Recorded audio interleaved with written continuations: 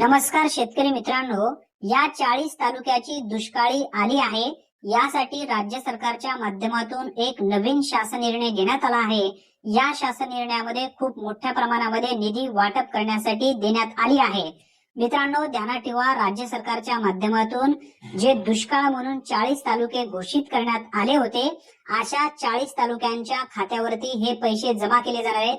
यासाठीचा हा जो शासन निर्णय आहे पूर्ण आपण समजून घेणार आहोत।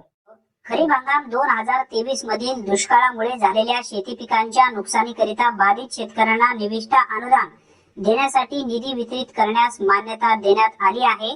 महाराष्ट्र शासन महसूल व वन विभागांतर्गत 29 फेब्रुवारी 2024 रोजी हा महत्वपूर्ण शासन निर्णय घेण्यात आला आहे।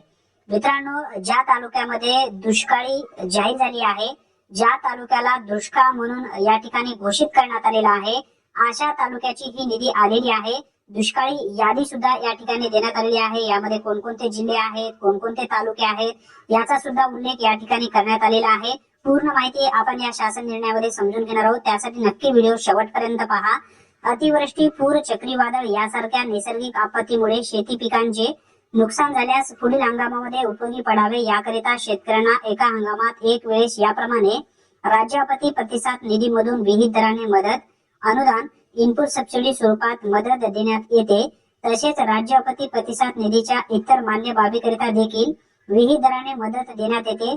शासन निर्णय महसूल वन विभाग 27/3/2023 च्या अन्वये राज्य आपत्ती प्रतिसाद निधीचे निकष, दर व विहित करण्यात आले आहेत।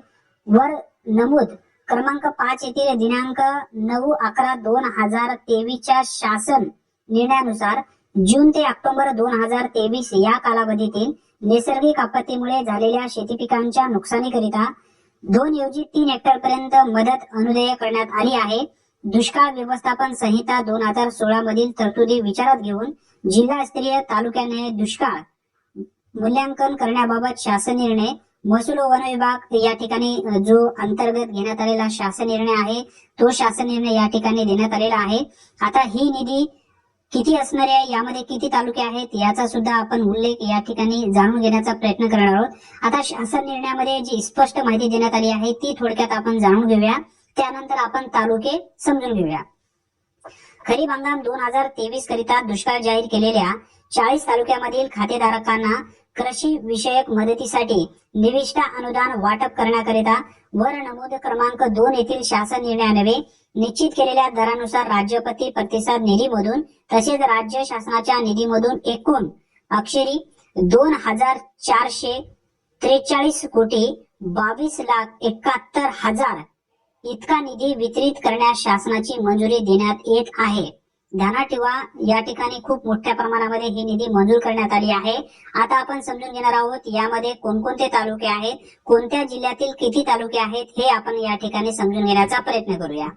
मित्रांनो, या ठिकाणी उल्लेख करण्यात आलेले आपण फक्त तालुके समजून घेऊया आणि कोणत्या जिल्ह्यासाठी किती निधी आहे हे सुद्धा आपण समजून घेण्याचा प्रयत्न करूया। आता बघा, नाशिक जिल्ह्यामध्ये मालेगाव, सिन्नर, येवला असे हे 3 तालुके आहेत।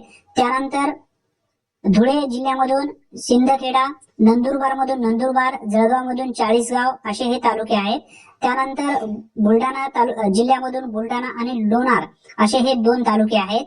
त्यानंतर छत्रपती संभाजीनगर, सोयगाव, त्यानंतर जालना मधून भोकरदन, जालना, बदनापूर, अंबड, मंठा असे आहेत। बीड मधून वडवणी, धारूर, अंबाजोगाई, त्यानंतर लातूर मधून फक्त लातूर आहे।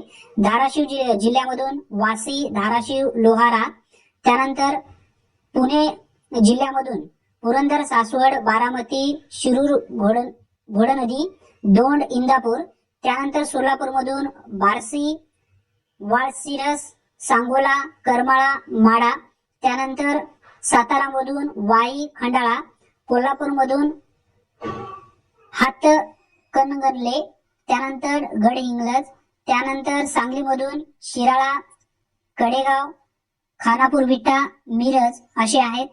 त्यानंतर अशा पद्धतीने सांगली जिल्हा आणि एकूण पुणे विभागासाठी ही निधी असणार आहे। मित्रांनो, यामध्ये जे आपण आता 40 तालुके समजून घेतलेले आहेत, कोणत्या जिल्ह्यासाठी किती तालुके आहेत, दुष्काळ जाहीर करण्यात आलेले हे तालुके प्रकाशित करण्यात आलेले आहेत अशा तालुक्यातील लाभार्थ्यांना ही मदत लवकरात लवकर दिली जाणार आहे. यासाठी हा शासन निर्णय घेण्यात आला आहे. अनेक ठिकाणी अनेक लाभार्थ्यांना माहिती नव्हतं की हा जो दुष्काळी घोषित करण्यात आलेले जे तालुके आहेत यासाठी निधी कधी वाटप केला जाणार आहे. तर यासाठी ही निधी वाटप करण्यासाठी हा GR घेण्यात आलेला आहे. आणि ही जी निधी आहे यामध्ये जे तालुके पात्र ठरवण्यात आलेले आहेत अशा लाभार्थ्यांच्या खात्यावरती ही रक्कम लवकरात लवकर वितरित केली जाणार आहे. धन्यवाद मित्रांनो. पुन्हा भेटूया नवीन व्हिडिओमध्ये नवीन माहितीसह. तोपर्यंत जय हिंद, जय महाराष्ट्र.